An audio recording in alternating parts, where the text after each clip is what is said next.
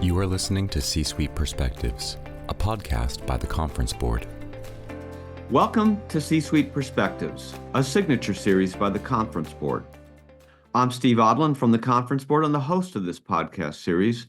And in today's discussion, we're going to discuss each presidential candidate and their stands on geopolitical issues. Joining me today is Lori Esposito Murray, the former president of the Committee for Economic Development. She's also a current senior fellow for national security and managing director of CEO programs at the Council on Foreign Relations. Lori, welcome. Thank you, Steve. Very pleased to be here. It's an important year for elections around the world, and needless to say, the world is waiting for the election here.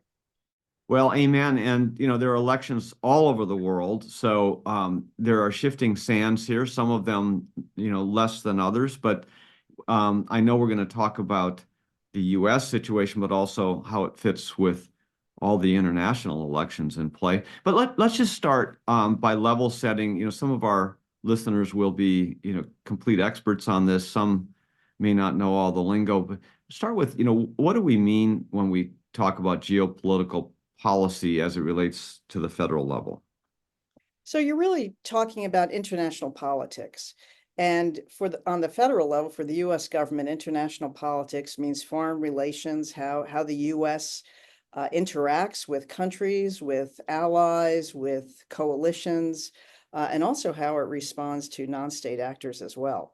So it's the political side of international policy. Yeah, and it intersects with trade policy, with defense policy, with international business, right? It's sort of, you have to start with geopolitical policy before the rest of it kind of sorts out, doesn't it? Yeah, actually, it's the overlay. Our relations with leading powers, with emerging economies, our relations with countries really determines our relations in terms of the global economy, national security, international security. So it really is the overlay. Yeah, and so, some people say, well, why are we talking about this? Because it doesn't really change. I mean, regardless of government. But there are some differences between the candidates. And I think it's particularly important when you're dealing with the world's largest economy, the United States, a leading world power since World War II, the main power mostly concerned about rule of law that helped to develop the current international rules of law and interaction. The election of the United States is very important in terms of the direction for U.S. policy, U.S. leadership, and how that will play on the world stage. Amen to that. Now, everybody knows the Conference Board is completely nonpartisan, and so our conversation is going to attempt to take a dispassionate approach to explore the policy differences here. And I think we should just mention for our listeners that if you think you hear something that Lori says that sounds like she's in favor of one candidate or another, you're not hearing it right. She's not, and so that's an important thing to listen to with your filter. Okay, so let's just walk through each of the geopolitical issues, and then maybe if you could compare and contrast a potential Harris administration versus a potential Trump administration. I think you've got to start probably with the Russia-Ukraine situation, which is dragging on here after many years. What are your thoughts? Well, looking at Russia-Ukraine is extremely important, but I'd first like to just step back and make a major point here that international politics, geopolitical policy is undergoing major transformations right now. And that's largely driven by the rise of China, its relationship with the US, deglobalization, our move away from globalization, our new and more antagonistic relationship with Russia, and the Russia-China alliance. So those are the major changes, fissures that are happening in geopolitics and geoeconomics. And so to look at the Russia-Ukraine issue, you really have to put it in that context, how it is, why it's so important, and why is it affecting, and how is it affecting international politics overall. And so in terms of how the candidates are looking at it, that's the major key approach of the Biden administration, of Vice President Harris's policies. She's really seeing it through the prism of international politics, that Russia illegally invaded Ukraine, and that if we don't stand by Ukraine, it will have important and very serious implications for geopolitics going forward, for other nations to read the wrong signals, particularly China vis-a-vis Taiwan. And so we must support Ukraine. But even there, as in any war where the US and Russia had a stake during the Cold War, since the advent of nuclear weapons, the way the US has approached these wars is to put a limit on what we do so that we don't escalate the war to a world war or to a nuclear war. And so it's within the context of, yes, it's very important for the US to support Ukraine, but we don't want this spilling over to NATO. And if it spills over to NATO in terms of escalation, it, according to Article 5 of the NATO Treaty, one for all and all for one, it becomes a much larger war. So that's the constraint on Vice President Harris's policy. It's really interesting because this is one of the fundamental debates when you look at President Trump's policy that has really perpetrated United States foreign policy since the very beginning of time. And that is, what is the role of the US? How much do we really care about, or should we care about what's happening internationally? How are we weighing that? And should we be paying more attention to what's happening here at home? And that's where, and very discreetly determining which foreign policy issues are really in the US interest and which ones should we not get involved in and pay more attention to what's happening at home. And of course, that's has become defined throughout our history as isolationism, which is a constant strain in US, in America's thinking, and an important constraint on America's role in the world. So the way President Trump is looking at the Ukraine involvement, if you follow his statements, he really basically doesn't think the war should have happened in the first place. He talks about how Ukraine should have negotiated with Putin even prior to the invasion. He has a much more limited view in terms of what is really at stake for the US and Ukraine. How important is it, and whether the issues here at home are much more important than the US providing that much support, money, arms, depleting the US defense industrial base for what's happening in Ukraine. So the Biden administration, and presumably then a carry-on of a Harris administration, has been funding Ukraine, and not as much as President Zelensky would like, and maybe not as much as our NATO allies would like. President Trump, on the other hand, says he'd settle it within a few days. Maybe talk about reality. What is possible here? Do we just, if you followed a Harris policy, would this thing just drag on, forever? The decade-long Afghan-Soviet situation. And if Trump, wins, he said he settled it within days. Does that just mean a capitulation to Putin? So that's what's really key here, and where we're going, and where this policy needs to go. I think in terms of Vice President Harris and the policy that we've been following over the past several years since the invasion of Ukraine, the goal is to put Ukraine in a position of strength so it can negotiate and we can get a peaceful settlement. I think President Trump is much more anxious to get a peaceful settlement, which gets people very concerned. And he's indicated that he would consider trading off territory. He has rejected Putin's peace plan, but has raised concern, particularly among the Ukrainians and President Zelensky, about how he would approach it and what he would consider a fair agreement. But they met, and recently in September, after a bit of controversy, and President Trump came out and said he was for a fair deal in Ukraine. So those are the concerns. How much would President Trump be willing to support in terms of giving away Ukrainian territory versus concerns about, can we help Ukraine be in a position where it can actually negotiate a better agreement?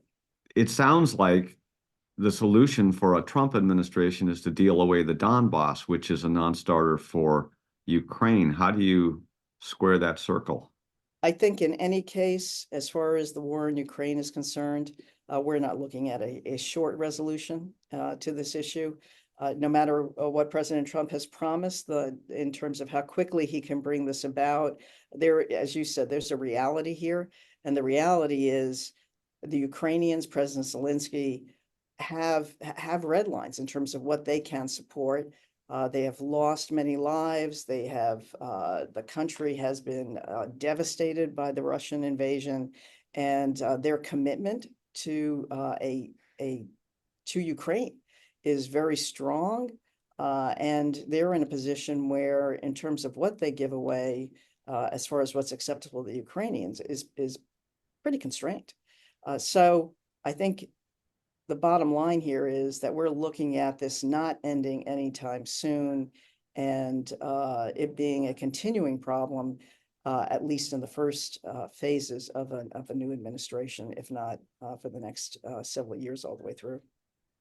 But this raises the question about, the squandering of our own treasury and whether that weakens our defenses, whether it, depletes our, certainly ammunition, but also weapon stocks. And everybody's watching that too. And that brings up Russia's, seemingly new partner in China and their own saber rattling in Taiwan. So that you have to sort of think about these issues together, as you've said before. So what would be the two administrations' differences on the China-Taiwan situation? Well, that's really interesting as well. And the most important point here with regards to Ukraine is that China and Xi Jinping are watching Ukraine very closely. And they're watching to see how the U.S., how long the U.S. maintains support, where it goes, what are the pivotal turning points in either reaching an agreement or the war escalating. Needless to say, at the beginning of this, neither Putin and I would say Xi really bought into this, thinking that it was going to be a long war. And so President Xi is following this. China's following Ukraine really closely in terms of how it reflects on Chinese policy towards Taiwan and how the rest of the world would react towards Taiwan. So in terms of the two candidates, it's really interesting and a little complex. And of course, it's hard to predict what either one of them would do, especially I would say with President Trump, since he tends to be more reactional as policies unfold. But for Vice President Harris, she's very much following the U.S. foreign policy and our relations with Taiwan, the importance of those relations with Taiwan, but reinforcing that we don't support the independence of Taiwan. But nonetheless, we've seen an increase under the Biden-Harris administration in terms of defense support for Taiwan, military support for Taiwan, as well as political support for Taiwan, congratulating the new president who came in, Lai Chang-te, who is not favored by China, to say the least, but pretty much towing the traditional U.S. policy line on Taiwan. President Trump, on the other hand, is actually a little bit of a more complex in terms of how he has dealt with Taiwan in the past and what he may do in the future. His administration, his closest aides during his first administration, were very forward-leaning on Taiwan. He took a call from the Taiwanese President Tsai prior to his inauguration, who congratulated him, and that very much concerned the Chinese. But then he met with President Xi and really tempered somewhat his language towards Taiwan, recognizing the importance that China plays in U.S. relations. He clearly supports Taiwan, but it also gets caught up in his his attitudes towards our allies overall and questions why they aren't paying for more of our defense support, paying more for their own defense, and how much they're contributing to the defense versus what the U.S. is contributing towards the defense. So it gets caught in that rubric of President Trump's overall view of allies and U.S. security role throughout the world.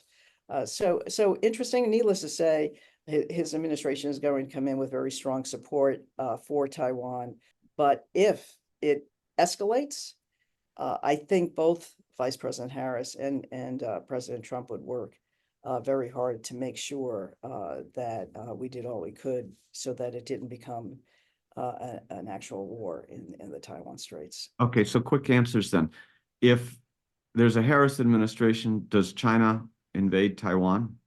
I think actually China is preparing and wants the perception that it's preparing for a military invasion of Taiwan in order to help control the Taiwanese reactions to China.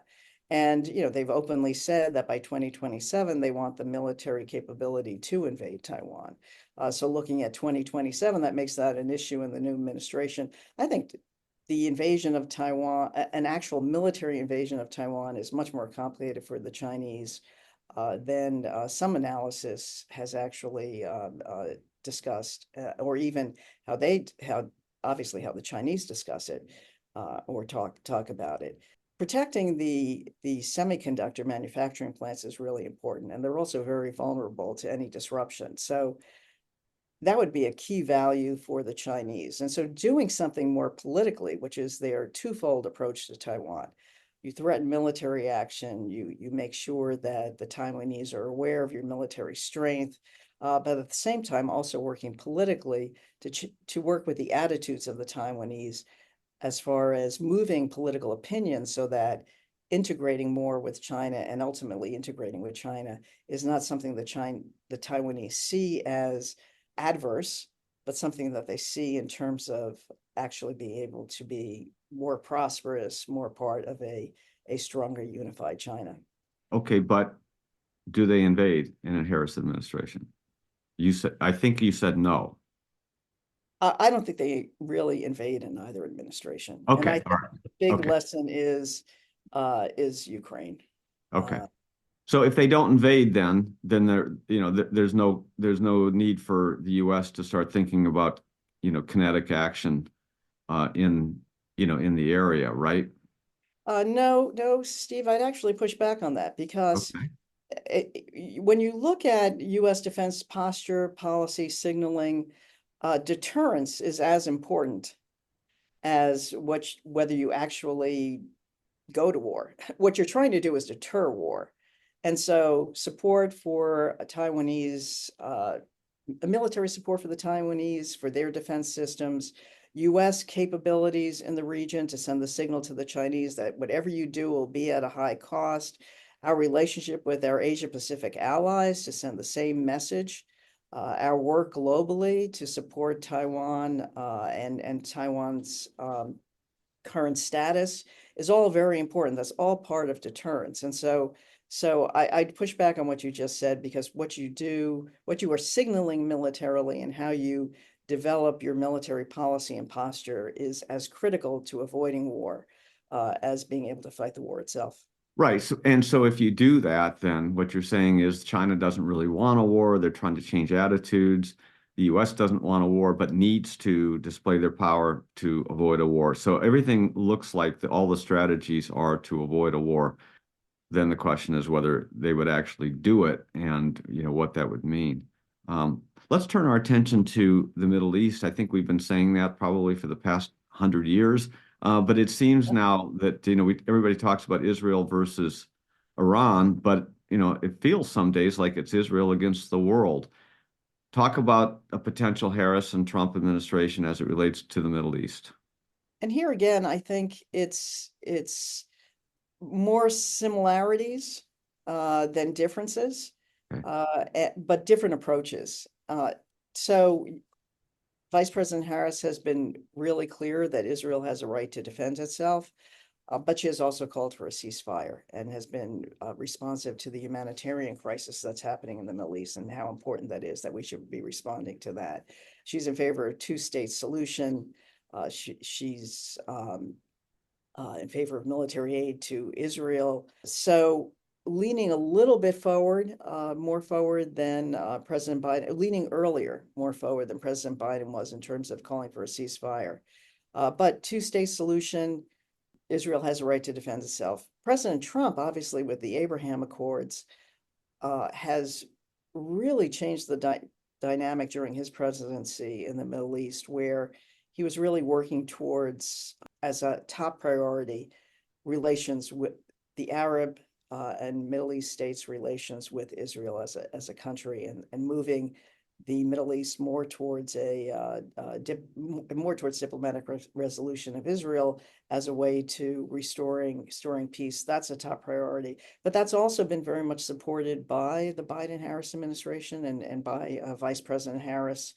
So it's really key. But again, if you're looking at this war and the war in the Middle East, it is also something that is not going to end quickly, and has as with Ukraine, I think the most important issue for the U.S. and for the world is the potential for it to escalate, and for it to escalate as a regional war and escalate beyond that, as well as in Ukraine. And so working to make sure that the war doesn't escalate, that what the response is, and here we're dealing with the Israeli-Iranian situation, that it doesn't escalate and become a much larger war in Ukraine. You're dealing with NATO getting involved.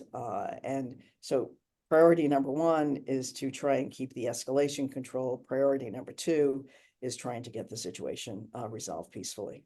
Yeah, and this whole thing about a ceasefire is interesting, but they are a sovereign nation. We have some input there because we help to supply and fund their military. But as an ally, an independent ally, the only democratic state in the region, being attacked from all angles, funded by Iran, it doesn't. You can't just say ceasefire and snap your fingers, because it doesn't actually happen that way. And if it did, then you'd have everybody rearming and resetting, and it actually works in favor of the enemy. So how do you deal with that? In terms of what the U.S. role should be? Yeah.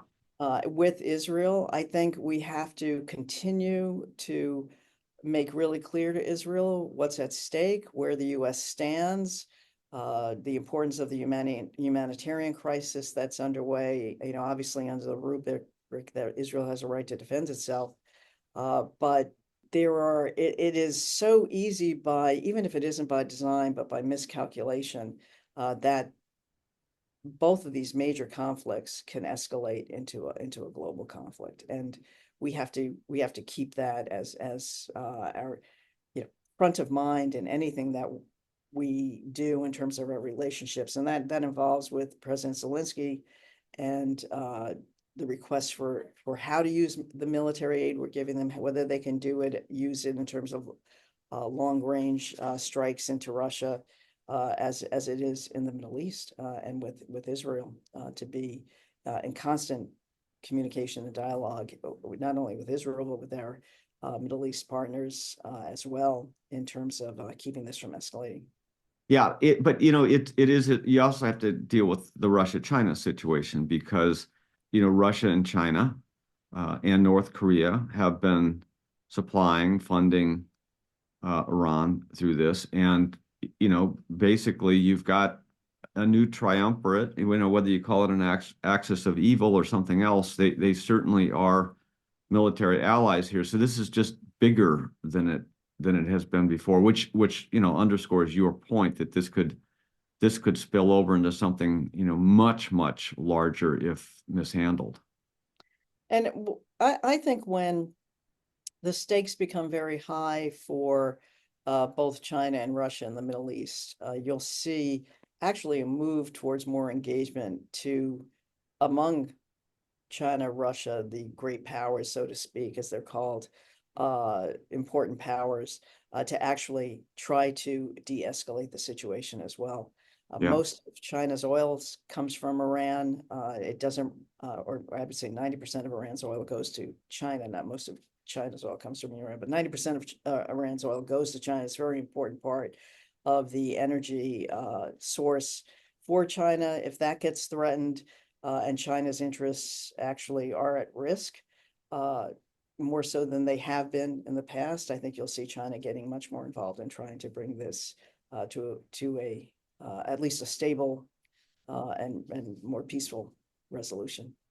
We talked about some of the adversarial issues geopolitically, but let's go to our friends, NATO. And there's rhetoric out there. I think the press has said that another President Trump administration would not support NATO. We would pull out or run away. That's not exactly what he said, but just talk about a potential Harris and Trump administration as it relates to our relationship with NATO and engagement. Well, the Biden-Harris administration has prioritized NATO's as in terms of our allies, our relationship, strengthening it, building it, expanding it. And they've been very, very successful at that. NATO is, I would say, the NATO allies are somewhat concerned, at least reportedly, about a Trump administration. President Trump has prioritized, as he has, across our allies across the world, but most intensely focused on NATO in terms of how much they actually contribute to their own defense. In fact, that has changed markedly since his presidency, where the majority of NATO countries are spending more than 2%, it's not a treaty goal. It was a goal that was developed at one of the NATO summits with President Obama. But they're contributing markedly to the support for Ukraine. It is a priority interest for them. The concern is that President Trump will be much more disruptive in terms of the alliance. His statement about Putin can do whatever he wants if NATO doesn't pay for itself is something that really rattles the NATO countries, and keeping a cohesion, particularly with the war in Ukraine, is extremely important. So there is concern among the allies, as far as each of these candidates, at least reportedly so, in terms of the strength of the alliance and where it goes. Now, there's some key issues coming up in the next administration, and some of it's carryover, some of it's just on schedule. One of them is the USMCA renegotiation, which is coming up, in 2026? And how would you see a Harris approach that versus Trump? Well, Vice President Harris's position on the USMCA is interesting, and also, I think, a little bit more interesting than recognized. She actually voted against the USMCA when it came up in the Senate, and she voted against it, which gives insights into how she might approach the review that's coming up in the next year. That she voted against it because she thought the labor requirements in terms of protecting labor should be stronger, and she was also very much concerned about it not addressing climate as much as it should. And I think those will be two principal issues that she takes into the review, or would take into the review. But what's absolutely fundamental here is that the USMCA is the foundation of a $1.5 trillion trade among the three countries. It is extremely important for North America. It's extremely important to the United States, Mexico, and Canada. And I think any president will have that as the foundational piece of the review of the USMCA.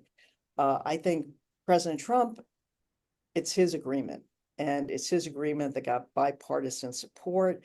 Really unusual for a trade agreement. So you have to recognize that he's coming in, and he has said that he renegotiated the worst agreement ever which was NAFTA.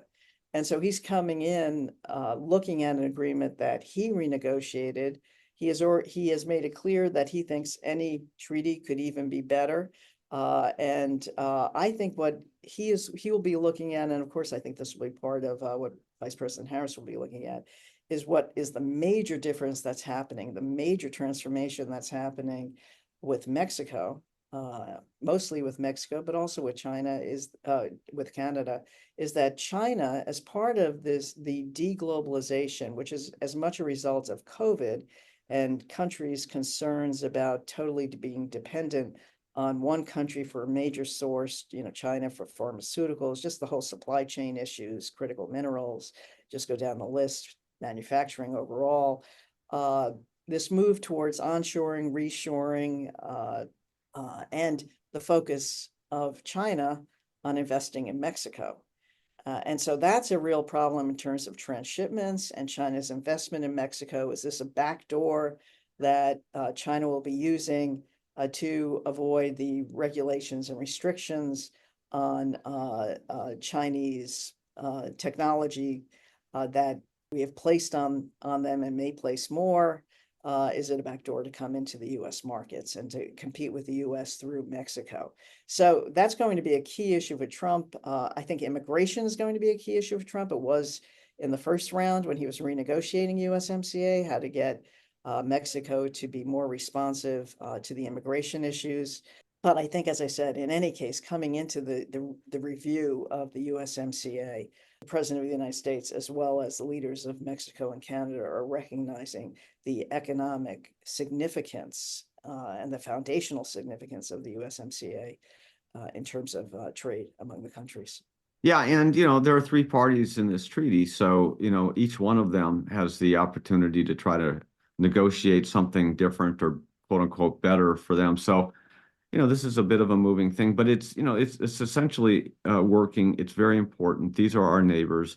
Trade, is the key to peace and prosperity in the region. So this has to be renegotiated peacefully. Not that it wouldn't, but peacefully and positively in either administration. So now you mentioned, okay, the immigration. Let's just talk about the southern border, because that is a friction point here with Mexico, particularly under a Trump administration. Talk about what a Harris approach would be to the southern border and what a Trump approach would be. Here, first of all, they both recognize, and it is just objectively true, that what is happening on the southern border is a real crisis for the United States. It has to be resolved. It needs bipartisan support, and it needs a comprehensive approach. And so, Vice President Harris is in favor of comprehensive immigration reform, and that's the foundational piece of her policy. Obviously, comprehensive immigration reform has been very difficult. We almost got there under President George W. Bush, but we're unable to then, and still unable to now. But that's the piece of her. That's the foundation of her approach.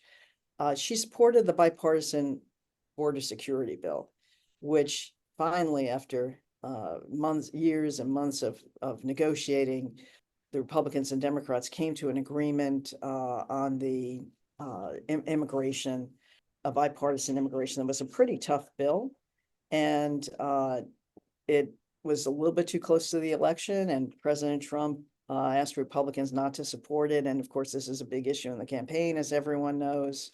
And I think that may actually form the basis for both administrations in terms of if we're looking to move forward constructively on the border, that may actually be the foundational piece to work off of in a constructive way.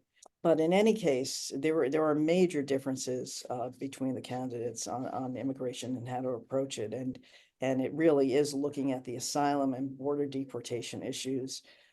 The Biden administration has actually tried to reform the asylum in terms of allowing minors to have temporary status before traveling, more support for U.S. refugee resettlement, and President Trump is on the total opposite end of the spectrum on asylum and deportations, and very much on the opposite. They're very much on opposite ends. But as I said, I think it's the bipartisan bill that could serve the basis for moving forward. And President Trump does have a history of saying that something is the worst, and then he works off of it, like NAFTA. He built off of it. And so the great negotiator, and that's how he comes at everything. And so, sometimes he puts a stake in the ground that looks like, really radical, but it's trying to get the other party to move. It's a tactic. But what he will actually do remains to be seen. What he's saying he's doing is really going back to the very tough Right. Restrictions that he had at the beginning of his first term. Okay, so of all the issues we've talked about, there's a lot, but the question is whether the president can do some of this stuff unilaterally, or whether the president has to have Congress. And the most likely scenario is that the House will have split representation. The Ds will control one, the Rs will control the other. So you probably don't have one party controlling Congress and the White House, which makes it interesting for some of these. Talk about how a Harris and a Trump administration would actually implement some of these issues. Well, on China, first of all, in terms of foreign policy, the president has actually more authority than on domestic policy and budgets. And one of the areas where the president has almost free reign is on tariffs, believe it or not. And I think that's why you see tariffs playing such an important role in our policy towards China, as a tool in our policy towards China. The international organizations, the WTO, negotiations on trade agreements and trade disputes, even with China, have not been productive, or have collapsed. And so using tariffs has become a tool that both administrations, Democratic and Republican, are relying on. And it's also an area where there's bipartisan support in Congress. So I think you're going to see a movement on tariffs overall. And, obviously in terms of treaties, you have to get a treaty through the Senate. But in terms of executive action and freedom of movement, as well as diplomacy, the president actually has a lot of discretion under the Constitution. Immigration has to go through Congress. So as you take each of these issues, trade agreements, immigration, support for Israel, support for Ukraine, military support for Ukraine, economic support, that all goes through Congress. How do you do that? I think that obviously on China, there's bipartisan agreement on China. And matter of fact, in some cases, a divided Congress has been pushing the administration in directions. And so I think the China policy will be easier to implement because of the bipartisan support and agreement on our policies, our approach to China. In terms of Ukraine, I think it's going to be much more difficult, but it will depend on how the numbers come out in the Senate and the House, and getting that support for Ukraine. So Ukraine will need congressional support. In the Middle East, again, if the focus is on diplomacy and ending the war through coalition building and working with our allies and partners in the Middle East, obviously that's more in the hands of the president. In terms of Israeli aid, that again depends. I think Israeli aid is something that there is large support for. And how it is tweaked, it depends on how the numbers come out in the House and the Senate. Okay, finally, if you were the president of China or the president of Russia, and a lot has been written on it. Nobody knows, but what would they think about each of these two candidates? Which would they prefer to deal with? I think on China, that President Xi Jinping is looking at this as he has a problem either way because the policy is bipartisan towards China. And I think he reads that pretty clearly. So I think on China, it's a split. On Russia, Putin obviously has a better relationship with Trump than he's had with President Biden and or with Vice President Harris. And so if he's weighing whose ear he has, I think he would be leaning towards a Trump administration. Any final thoughts? Yeah, I would like to make a main point, though, about the direction of U.S. foreign policy in reaction to what's happening geopolitically. And there are some really consistent themes here that are historic in terms of our trajectory. And so key here is that the U.S. is moving in a much more protectionist direction.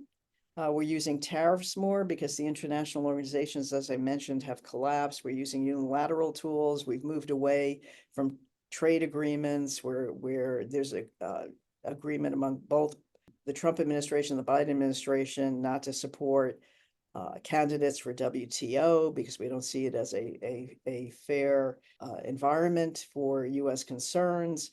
So I think we're moving in a trajectory of more protectionism, more industrial policy. And as I said, that's a result of COVID shocking us and the world about supply chains, as well as concerns about our competition with China. So it's been fueled by that and consequently more isolationism, where isolation is becoming more predominant in the American public. And so among the American public. And so I think these are historical trends that are taking us into the next administration that in terms of perceptions about the U.S. And I was just moderating a discussion with four major CEOs, four global CEOs from various regions of the world, Asia Pacific, Middle East, Africa, and Latin America. And it was the one point that they all agreed on, that the U.S.